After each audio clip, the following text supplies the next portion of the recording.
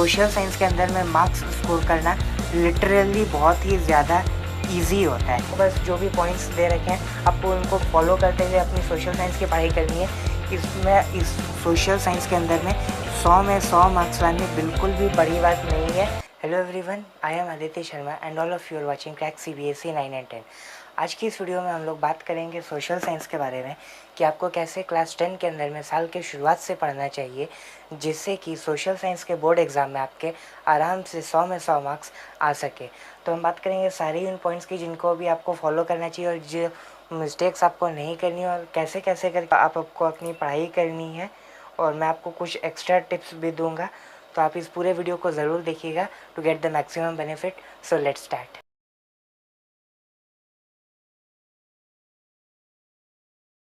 इसमें जो सबसे पहला पॉइंट है वो है पर्सपेक्टिव। इसका मतलब ये कि अगर आप कोई भी पॉइंट्स को फॉलो कर लेते हैं या कैसे भी कितने भी अच्छे से अपने पढ़ाई को कर लेते हैं, लेकिन वो चीज़ अल्टीमेटली अपना मैक्सिमम आउटपुट नहीं दे पाएगी जब तक कि आपका किसी भी सब्जेक्ट से रिलेटेड पर्सपेक्टिव क्लियर है। इसका मतलब ये कि आपको पहले तो ये समझना पड़ेगा कि सोशल साइंस है क्या, इसकी इम्पोर्टेंस क्या है और ये आप क्यों पढ़ रहे हैं, और इसमें जो भी चैप्टर्स आपके दिए हुए हैं क्लास 10 में उसका रियल में मीनिंग और यूज़ क्या है और कहाँ कहाँ पे इसको यूज़ किया जा सकता है। तो ये चीज़ जब आपकी क्लियर हो जाएगी तब आप अपना मैक्सिमम आउटपुट दे पाएंगे किसी भी सब्जेक्ट में। इसलिए आपको ये चीज़ पढ़ना इसलिए आपको इस चीज़ को क्लियर करना बहुत ही ज़्यादा ज़रूरी है। अब अगर मैं बात करूँ सोशल साइंस की, तो इसका नाम ही बताता है कि ये वैसी साइंस की स्टडी है जिसमें कि हमको सोसाइटी के बारे में पता चलता है। इसका मतलब ये कि जो सोसाइटी के जो बेसिक्स हैं हमें उसका पता चलता है सोशल साइंस की मदद से। तो ये इसका पर्सपेक्टिव। अब सोशल साइंस में आप पढ़ते हैं क्या है, आप हिस्ट्री पढ़ते हैं, उसमें हमें पता चलता है कि कैसे करके ये सोसाइटी का फॉर्मेशन हुआ, कैसे करके अलग अलग टाइप के रिवोल्यूशंस हुए अलग अलग कंट्रीज़ में, कैसे इंडिया के रिवोल्यूशनरीज़ ने देश को आज़ाद किया जिससे कि आज हम फ्रीली मूव कर सकते हैं। तो इसके बारे में आप पढ़ते हैं। उसके बाद में आप पढ़ते हैं इकोनॉमिक्स के बारे में, जैसे कि मनी एंड क्रेडिट आप एक चैप्टर है, उसमें पता चलता है डिफरेंट टाइप ऑफ करेंसीज़ क्या, WTO के बारे में पता चलता है, जो दो देशों के बीच में अग्रीमेंट होता है मल्टीलेटरल बायलेटरल, आपको उसके बारे में पता चलता है। तो ये सब एक बेसिक्स है एक सोसाइटी की। और फिर उसके बाद में आप ज्योग्राफी पढ़ते हैं, उससे आपको पता चलता है कैसे करके वेदर फोरकास्ट किया जाता है, डिफरेंट टाइप्स ऑफ क्रॉप्स के बारे में आपको पता चलता है, agriculture pattern of different areas के बारे में आपको पता चलता है। जिससे कि जब आप न्यूज़ देखेंगे कि कहीं पर साइक्लोन आने वाला है या कहीं पर किसी तरह की एक टाइप की एग्रीकल्चर होती है, तो उसके बारे में आपको जानकारी यहीं से मिलेगी। और फिर उसके बाद में आप पढ़ते हैं लास्ट में पॉलिटिकल साइंस। उससे आपको पता चलता है कि डिफरेंट टीयर्स ऑफ गवर्नमेंट क्या, कैसे करके ये जो इतना बड़ा कंट्री है इंडिया और ऐसे ही करके जितने भी कंट्रीज़ है ये कैसे फंक्शन करते हैं और ये कैसे ही एक साथ में मिलजुल कर यूनिटी से रहते हैं। तो ये चीज़ आपको पता चलता है सोशल साइंस की मदद से। इसलिए ये पर्सपेक्टिव क्लियर होना बहुत ही ज़्यादा ज़रूरी है। लेकिन अब अगर हमने पर्सपेक्टिव को क्लियर कर लिया, लेकिन हम तो जब सोशल साइंस पढ़ते हैं हमसे याद ही नहीं हो पाता चीज़ें, जो अलग अलग तरह के नेम्स होते हैं, अलग अलग तरह की बातें उसमें दी हुई होती है, अलग अलग पॉइंट्स होते हैं, वो तो हमें याद ही नहीं हो पाते। तो उसके लिए हम क्या करें, तो उसके लिए जो सबसे अच्छा पॉइंट है वो है वर्ड्स एज पॉइंट्स। इसका मतलब ये है कि जब आप नोट्स बनाएंगे सोशल साइंस के अंदर में, तो इसमें आपको जहाँ पर ज़रूरी है वहाँ पर तो आपको पूरे पूरे डेफिनेशंस और जो पूरे पूरे पैराग्राफ जो कि आपको लगते हैं इम्पॉर्टेंट, आपको उसको पॉइंट वाइज फॉर्म में लिखना है। लेकिन बहुत सारे चैप्टर्स में और बहुत सारे चैप्टर्स के अलग अलग पार्ट्स में ऐसा होता है कि वहाँ पे एक एक वर्ड्स ही एक एक पॉइंट्स बन जाते हैं। जैसा कि मैं अगर एग्जांपल के लिए दूँ, तो अगर आपको बार्टर सिस्टम को एक्सप्लेन करना है तो उसको अगर आप बस एक लाइन में या एक फ्रेज़ में अगर बोलते हैं तो डबल कोइंसिडेंस ऑफ वंस, तो उसमें वो पूरी चीज़ एक बार में क्लियर हो जाती है। तो आप जब अपने नोट्स बनाएंगे तब आपको उसमें ऐसे वर्ड्स और मैं अगर कहूँ तो ऐसे कीवर्ड्स को भी मार्क करना है, जिससे कि आपका रिवीजन में बहुत ही ज़्यादा आसानी हो जाए। क्योंकि सोशल साइंस इंग्लिश के जैसा सब्जेक्ट नहीं है जिसमें कि हमें पूरे पूरे पैराग्राफ लर्न करने से ही मार्क्स मिलेंगे। इसमें अगर हमारा कंसेप्ट क्लियर है और हम अपने आप को एक्सप्रेस कर सकते हैं तो हमें फुल मार्क्स ज़रूर मिलेंगे। इसलिए कैसे भी करके वर्ड्स के फॉर्म में या जो एक इम्पॉर्टेंट कीवर्ड्स होते हैं हर चैप्टर के और हर टॉपिक के अंदर में और हर सब टॉपिक के अंदर में भी इनफैक्ट कई सारे इम्पॉर्टेंट कीवर्ड्स होते हैं, आप उनको अगर अपने पॉइंट वाइज में अपने नोट्स में इंक्लूड करते हैं, तब जब आप रिवाइज़ करेंगे तब सिर्फ आप अगर उससे ही पढ़ लेते हैं तो आपको पूरा कंसेप्ट याद हो जाएगा और फिर बोर्ड एग्ज़ाम में आप उसी को और ज़्यादा इलाबोरेट करके एक्सप्लेन कर सकते हैं। तो ये पॉइंट बहुत ही ज़्यादा काम का है। आपको सोशल साइंस में खास करके बहुत ज़्यादा लंबे पैराग्राफ का नोट्स नहीं बनाना है, आप जितने शॉर्ट नोट्स बना सकें उतना ही ज़्यादा अच्छा रहेगा, क्योंकि इसमें बस आप अपने आप को कितने अच्छे से एक्सप्रेस कर सकते हैं, सिर्फ यही चीज़ आपको मार्क्स दिलाएगी। अब अगला पॉइंट है ई एंड ई। अब ये ई एंड ई का मतलब क्या होता है, तो इसका मतलब होता है, पहले ई का मतलब है ईजी, और फिर जो दूसरा ई है उसका मतलब है एग्जैक्ट। इसका मतलब ईजी एंड एग्जैक्ट। और ईजी और एग्जैक्ट क्या चीज़, तो इसमें वैल्यूज़ और डेफिनेशंस, ये चीज़। अब अगर मैं बात करूँ सोशल साइंस की, तो इसमें आपको एक लार्ज नंबर ऑफ़ डेटा को लर्न करना पड़ता है। जैसे कि एग्जांपल के लिए एग्रीकल्चर हुआ, रिसोर्सेज एंड डेवलपमेंट हुआ, और जैसे कि पॉलिटिकल पार्टीज़ हुआ, इसमें आपको एक लार्ज नंबर ऑफ़ डेटा को लर्न करना पड़ता है। नेशनलिज्म इन यूरोप हुआ, तो इसमें आपको जब बहुत सारी चीज़ों को लर्न करना पड़ता है, एग्जैक्ट वैल्यूज़ को लर्न करनी पड़ती है, बहुत सारे ऐसे डेफिनेशंस होते हैं जो कि हमको उसी फॉर्म में लिखना पड़ता है, तो वो चीज़ की प्रैक्टिस हमारी होनी चाहिए सबसे इजी और सबसे एग्जैक्ट वैल्यूज़ और डेफिनेशंस में। और ये चीज़ हमें पता कैसे चलेगी कौन सी सबसे इजी और एग्जैक्ट है, तो जो सबसे इजी है उसको फाइंड आउट करने का दो तरीका है। जो पहला पॉइंट है वह ये कि आप अलग अलग तरह के बुक्स से पढ़िए। जैसा कि आपको पहला बुक तो है एनसीईआरटी, जो भी सब टॉपिक अगर आप पढ़ रहे हैं उसमें जो भी डेफिनेशन है आपको उसको पहले एनसीईआरटी में मार्क कर लेना है। फिर आपको अगर आपके पास में कोई और बुक है तो आप उससे पढ़िए, उसमें क्या बात दी हुई है, उसमें कैसा डेफिनेशन है। उसके बाद में आप अपने टीचर से भी पूछ सकते हैं। उसके बाद में लास्ट में आप इंटरनेट पर सर्च करिए उस चीज़ के बारे में, आपको वहाँ पर भी उसके वैल्यूज़ और डेफिनेशंस मिल जाएंगे। और फिर उन सभी में से जो भी सबसे ज़्यादा ईजी आपको लगे वो है सबसे ईजी और एग्जैक्ट वैल्यू या डेफिनेशन। अब जो दूसरा पॉइंट है एग्जैक्ट वैल्यूज़ एंड डेफिनेशंस, तो ये एग्जैक्ट कहाँ से हमें मिलेगा, तो ये एग्जैक्ट एक्चुअल में एग्जैक्ट रहे या नहीं रहे इससे मैटर नहीं करता, लेकिन आप कितने अच्छी तरीके से लर्न करके अपने एग्ज़ाम में लिख रहे हैं, बस टीचर वही देखता है। टीचर को फ़र्क नहीं पड़ता कि आपने डेट को एक दो साल पीछे आगे या पीछे लिख दिया, क्योंकि कई बार ऐसा भी होता है हिस्ट्री में, खासकर कि जब वैल्यूज़ तो इधर उधर होते हैं। जैसा कि एक जो लाइफलाइंस ऑफ नेशनल इकोनॉमी जो चैप्टर है उसमें बहुत सारे वैल्यूज़ आपको एनसीईआरटी में कुछ और मिलेंगे, और जब आप रेफरेंस बुक को पढ़ेंगे तब आपको उसमें वैल्यूज़ अलग मिलेंगे। तो उस केस में आपको अपने टीचर से पूछना है और इंटरनेट का हेल्प लेना है एग्जैक्ट वैल्यूज़ के लिए। और जो हिस्ट्री के डेट्स होता है, जैसा कि यूरोप कब आज़ाद हुआ, तो उसका आपको सिर्फ़ और सिर्फ एनसीईआरटी से ही रेफ़र करना है। आपका जो टीचर चेक करेगा आपके पेपर को, वो सिर्फ एनसीईआरटी को ही रेफ़र करके करेगा, इसलिए आपको वैसे डेट्स एग्जैक्टली आपको फाइंड आउट करना है सिर्फ एनसीईआरटी से। अब इसके अगला और सबसे ज़्यादा काम का पॉइंट मैं इसी को बोलूँगा, स्ट्रक्चर एंड डिफरेंशिएशन। इसका मतलब क्या हुआ, स्ट्रक्चर और डिफरेंशिएशन। इसका मतलब है कि आप कोई भी चैप्टर को पढ़ रहे तो आपको एक स्ट्रक्चर और डिफरेंशिएट करते हुए पढ़ना है। जैसा कि मैं एग्जांपल के लिए अगर बोलूँ नेशनलिज्म इन यूरोप, मैं एग्जांपल सिर्फ आपको रिलेट करने के लिए बता रहा हूँ, लेकिन आप ये चीज़ हर चैप्टर में अप्लाई कर सकते हैं जहाँ पर भी ये एप्लीकेबल हो।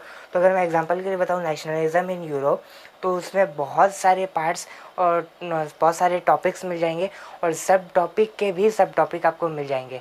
तो वो एक बहुत ही वास्ट चैप्टर है। तो उसमें आपको एक स्ट्रक्चर में ही पढ़ना है कि पहले क्या हुआ, उसके बाद में क्या हुआ। जैसा कि जो 7 ईयर्स ऑफ वार है उसमें जो फर्स्ट वार है, आपको पहले उसके बारे में डिटेल में समझना है, फिर उसके बाद में सेकंड में जाना है। ऐसा नहीं करना है जैसा कि बहुत सारे स्टूडेंट्स करते हैं कि अगर 3 वार दे रखे हैं तो पहले इसका नाम जान लिया, फिर सेकेंड वार का नाम जान लिया, फिर थर्ड वार का नाम जान लिया, फिर उसके बारे में और डिटेल में, फर्स्ट वाले के बारे में, फिर सेकंड के बारे में और डिटेल में, फिर थर्ड के बारे में और डिटेल में। और ऐसे करके वो जो पॉइंट वाइज वो जो 2 कॉलम बना के हम लोग पहले पढ़ा करते थे ना, वैसे करके आपको नहीं पढ़ना है। आपको पढ़ना है बिल्कुल उसी ऑर्डर में जिस ऑर्डर में आपके बुक में दे रखा है। जैसे कि अगर फर्स्ट के बारे में दे रखा है तो आपको इसके बारे में पूरा आपको क्लियर होना चाहिए, तभी आप बढ़ेंगे अगले पे। उससे पहले आपको नहीं पढ़ना। और फिर उसके बाद में आप जाएंगे तीसरे में, ऐसे ही करके जो भी 1-2 अलग अलग चैप्टर के हिसाब से जो भी आपके पास में उसमें, वैसा करने से आपके एक एक का कंसेप्ट जब क्लियर होता जाएगा तब अगला वाला खुद ब खुद डिफ्रेंशिएट होता जाएगा। तो ऐसे करके ये दोनों पॉइंट इंटर रिलेटेड है और आपको ऐसे ही करके पढ़ाई भी करनी है, आपको डिफ्रेंशिएट भी करना है। और ये जो डिफ्रेंशिएशन का पॉइंट है ये खास करके पॉलिटिकल साइंस में बहुत ज़्यादा यूज़फुल है, क्योंकि पॉलिटिकल साइंस में आपको कुछ ऐसे ऐसे टर्म्स मिलेंगे जो कि बहुत ही ज़्यादा रिलेटेड आपको लगेंगे। तो उसमें आपको डिफ्रेंशिएट करना है कि इसमें क्या क्या डिफरेंसेस है और उसमें क्या क्या डिफरेंसेस है। और वैसे करके आपने जब दोनों के बारे में पढ़ लिया कि फर्स्ट वाला किस चीज़ के बारे में और सेकंड वाला किस के बारे में है, उसके बाद में आपने अगर डिफरेंस को पढ़ लिया तब आपकी पढ़ाई और भी ज़्यादा क्लियरली हो जाएगी। और जो भी टॉपिक के बारे में आप पढ़ा है जिसमें आपको कन्फ्यूजन हो रहा है दो के बीच में, आप उसमें ज़्यादा अच्छे से आइडेंटिफाई कर पाएंगे डिफ्रेंसिएशन के वजह से। आपको पहले उसके बारे में तो पढ़ना ही है, लेकिन फिर आपको डिफ्रेंशिएट भी ज़रूर करना है, तभी आपको वो चीज़ लंबे समय तक याद रह पाएगी। अब अगला पॉइंट है गोल्डन अपॉर्चुनिटी। ये पॉइंट आज से कुछ साल पहले के स्टूडेंट्स के पास बिल्कुल भी नहीं था, लेकिन आज का ये जो समय है इसमें बहुत ज़्यादा गोल्डन अपॉर्चुनिटी है सारी क्लासेस के स्टूडेंट्स के लिए और कोई भी आप सब्जेक्ट पढ़ते हैं उसके लिए, और वो है यूट्यूब। आपको जिस भी चैप्टर में डाउट लगे आप यूट्यूब पे उसको सर्च करके उसके वीडियोस को ज़रूर देखिए, भले ही 2x पे देखिए, लेकिन उससे आपका कंसेप्ट बहुत ही ज़्यादा क्लियर हो जाएगा। क्योंकि आप जब खुद से पढ़ते हैं तब आपको उतनी ज़्यादा अच्छे से समझ में नहीं आता जब कोई और आपको पढ़ा दे, तो इसलिए आपको इसका भी फ़ायदा उठाना है। लेकिन मैं इस पॉइंट को सारे ही चैप्टर्स के लिए नहीं बोलूँगा कि आपको सारे चैप्टर्स में ऐसा करना है, क्योंकि बहुत सारे चैप्टर्स सोशल साइंस में खास करके बहुत ईजी होता है, तो उसके लिए आप स्किप भी कर सकते हैं। आपको अपना टाइम को भी उतना ही कंज्यूम करना है जितना कि वो वर्थ करे। तो जिस चैप्टर में आपको डाउट लगता है आप सिर्फ उसके लिए इसका फ़ायदा उठाएंगे, लेकिन वहाँ पर आप इसको इसका फ़ायदा ज़रूर उठाना है। ये चीज़ डेफिनेटली बहुत ज़्यादा हेल्प करेगा। अब अगला पॉइंट जो आता है स्टूडेंट्स का वो आता है ये कि हमसे डेट्स लर्न नहीं हो रहे। बहुत सारे डेट्स दे रखे हैं हिस्ट्री के अंदर में, तो वो सारे को हम लर्न कैसे करें, उसमें तो एग्जैक्ट डेट्स को लर्न करना पड़ता है, तो उसमें कैसे करें। तो उसमें मैं अगर आपको शॉर्टली एक बात बताऊं तो उसमें जैसे कि कोई एक डेट दे रखा है, सपोज 1995, मैं एक सपोजिशन ले रहा हूँ 1995, और फिर तो उसको आपको रिलेट कैसे करके करना है।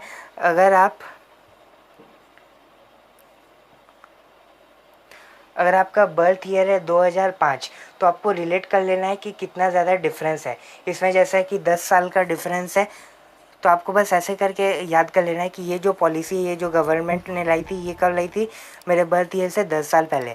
तो ये एक शॉर्ट पॉइंट हो गया जिससे कि आप हिस्ट्री के डेट्स को लर्न कर सकते हैं। वैसे मैं बहुत ही जल्द हिस्ट्री डेट्स पे बहुत सारे टिप्स की वीडियो लेकर आने वाला हूँ, जिस वीडियो के बाद में कोई भी कैसा भी कॉम्प्लिकेटेड डेट हो आपको वो चीज़ ज़रूर याद हो जाएगी। इसलिए आप चैनल को ज़रूर सब्सक्राइब कर लिए, वो वीडियो बहुत ही ज़्यादा जल्दी आने वाली है। अब अगला पॉइंट है मैप पॉइंटिंग, कि मैप पॉइंटिंग को हम कब करें, कैसे करें, कितना करें, क्या ये इम्पोर्टेंट है या फिर हम सिर्फ थ्योरी पे ही ध्यान दें। तो ये जो मैप पॉइंटिंग का पॉइंट है इसमें एक्चुअल में ये इंपॉर्टेंस तो रखता है, क्योंकि ये एक डिसेंट मार्क्स का आता है हर साल बोर्ड एग्ज़ाम में, इसलिए आपको इसकी भी प्रैक्टिस तो होनी चाहिए।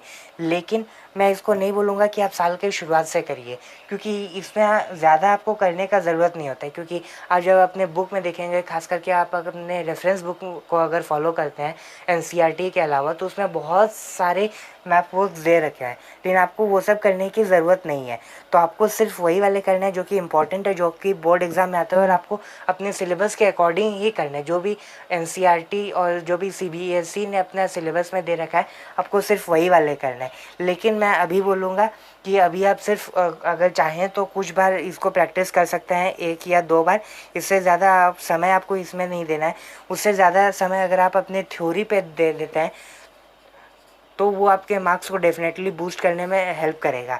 और मैप पॉइंटिंग अगर आप लास्ट में भी थोड़ी बहुत कोशिश करते हैं और साल के शुरुआत से थोड़ी बहुत करते हैं तो ये चीज़ हो जाएगी। और मैप पॉइंटिंग का सबसे इजी तरीका यही है कि आप अभी इंटरनेट में सर्च करिए, आपको पूरा सिलेबस भी मिल जाएगा और पॉइंटेड मैप भी मिल जाएंगे, जिसको आप प्रिंट भी करवा सकते हैं या फिर देख देख के खुद से भी प्रैक्टिस कर सकते हैं। और वैसे मैं मैप पॉइंटिंग पे भी एक वीडियो जल्दी लाने वाला हूँ कि आप अलग अलग चीज़ों को कैसे याद कर सकते हैं, कि एक ही मैप में एक चीज़ यहाँ भी दे रखी है, एक चीज़ यहाँ भी, एक चीज़ यहाँ भी, आप उसको कैसे करके लर्न कर सकते हैं। मैं उसके लिए भी बहुत जल्दी एक वीडियो लाने वाला हूँ, तो आप चैनल को ज़रूर सब्सक्राइब कर लिए, क्योंकि बहुत सारे अमेजिंग वीडियोस बहुत ही जल्दी आने वाले हैं। तो बस आज की इस वीडियो में इतना ही, लेकिन मैं लास्ट में एक पॉइंट और बोलना चाहूँगा सोशल साइंस में कि इसका जितना बड़ा सिलेबस है और जितने सारे चैप्टर्स हैं उसको हमें देख कर के लगता है कि इसके लिए बहुत ज़्यादा हमें मेहनत करनी पड़ेगी और इसमें मार्क्स लाना बहुत ही ज़्यादा मुश्किल होता है, लेकिन ऐसा बिल्कुल भी नहीं होता है। सोशल साइंस के अंदर में मार्क्स स्कोर करना लिटरली बहुत ही ज़्यादा ईज़ी होता है। इसलिए आपको इसको बस जो भी पॉइंट्स दे रखे हैं आपको उनको बिल्कुल ही एक नोट कॉपी में एक पेज में सारे पॉइंट्स को लिख के उसको फॉलो करते हुए अपनी सोशल साइंस की पढ़ाई करनी है। इसमें इस सोशल साइंस के अंदर में 100 में 100 मार्क्स लाने बिल्कुल भी बड़ी बात नहीं है।